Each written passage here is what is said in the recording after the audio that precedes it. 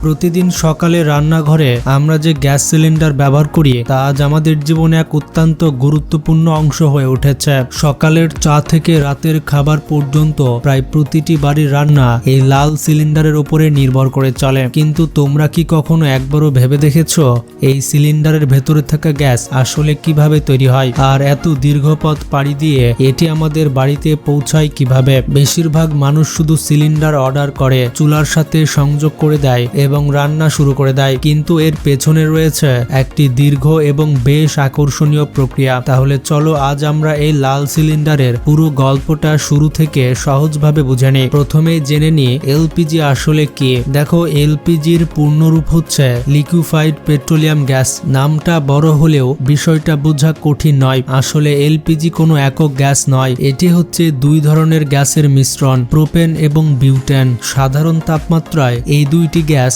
গ্যাসীয় অবস্থায় থাকে, কিন্তু যখন এগুলোকে খুব বেশি চাপের মধ্যে রাখা হয় তখন এগুলো তরল অবস্থায় পরিণত হয়।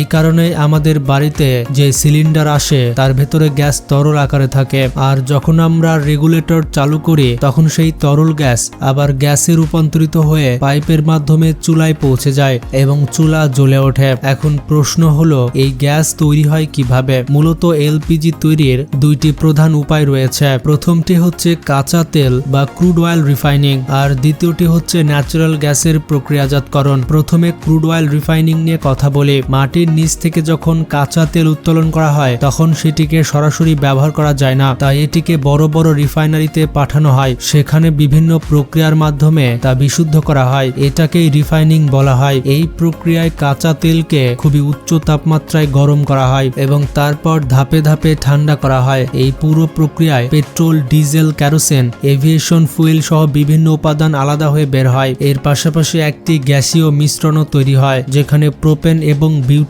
থাকে। পরবর্তীতে গ্যাসকে প্রক্রিয়াজাত করে এলপিজি হিসেবে প্রস্তুত করা হয়। এবার দ্বিতীয় উপায়, ন্যাচারাল গ্যাস প্রসেসিং। মাটির নিচ থেকে যে প্রাকৃতিক গ্যাস তোলা হয় তা একেবারে বিশুদ্ধ থাকে না, এতে বিভিন্ন ধরনের গ্যাস মিশে থাকে। গ্যাস প্রসেসিং প্লান্টে এই মিশ্রণকে বিভিন্ন ধাপে আলাদা করা হয়, যেখানে প্রোপেন ও বিউটেনকে অন্যান্য গ্যাস থেকে পৃথক করা হয়। এরপর এগুলোকে উচ্চ চাপের মাধ্যমে তরলে রূপান্তরিত করা হয়, আর এভাবে এলপিজি তৈরি হয়। এখন বোঝা গেল এলপিজি কিভাবে তৈরি হয়, কিন্তু এবার প্রশ্ন হচ্ছে এই গ্যাস আমাদের দেশে আসে কোথা থেকে? আসলে এলপিজি মূলত দুইটি উৎস থেকে আসে, দেশীয় উৎপাদন এবং বিদেশ থেকে আমদানি। দেশীয় উৎপাদনের ক্ষেত্রে বিভিন্ন স্থানে রিফাইনারি এবং গ্যাস প্রসেসিং প্লান্ট রয়েছে যেখানে এলপিজি উৎপাদন করা হয় এবং দেশের চাহিদার একটি বড় অংশ পূরণ করা হয়। তবে এত বড় দেশের চাহিদা পূরণে শুধুমাত্র অভ্যন্তরীণ উৎপাদন যথেষ্ট নয়, তাই বড় একটি অংশ বিদেশ থেকে আমদানি করতে হয়। এই গ্যাস সাধারণত সৌদি আরব, কাতার এবং সংযুক্ত আরব আমিরাতের মতো দেশ থেকে বড় বড় জাহাজে করে বন্দরে আনা হয়।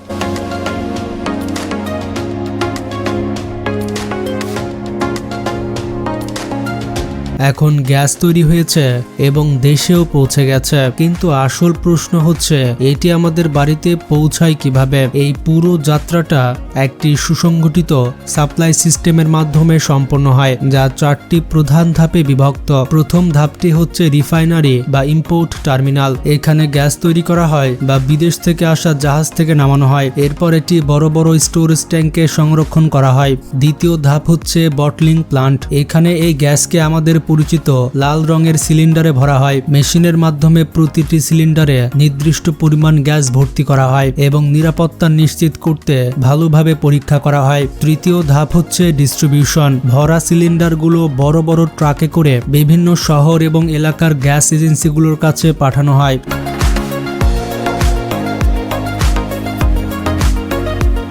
সবশেষে আসে চতুর্থ ধাপ, হোম ডেলিভারি। আমরা যখন গ্যাস বুক করি তখন গ্যাস এজেন্সির ডেলিভারি কর্মী সেই সিলিন্ডারটি সরাসরি আমাদের বাড়িতে পৌঁছে দেয়। এভাবে দীর্ঘ পথ পাড়ি দিয়ে এলপিজি শেষ পর্যন্ত আমাদের রান্নাঘরে পৌঁছে যায়। বর্তমান সময়ে এলপিজি বাংলাদেশের কোটি কোটি পরিবারের জন্য পরিষ্কার ও নিরাপদভাবে রান্না করার সব থেকে গুরুত্বপূর্ণ মাধ্যম হয়ে উঠেছে। শুধু ঘরেই নয়, এটি বিভিন্ন শিল্প কারখানাতেও ব্যবহৃত হয়। যদি এই পুরো দীর্ঘ প্রক্রিয়াটিকে এক লাইনে বুঝতে চাই তাহলে বলা যায় এলপিজি কাঁচা তেল ও প্রাকৃতিক গ্যাসের প্রক্রিয়াজাতকরণের মাধ্যমে তৈরি হয়ে থাকে।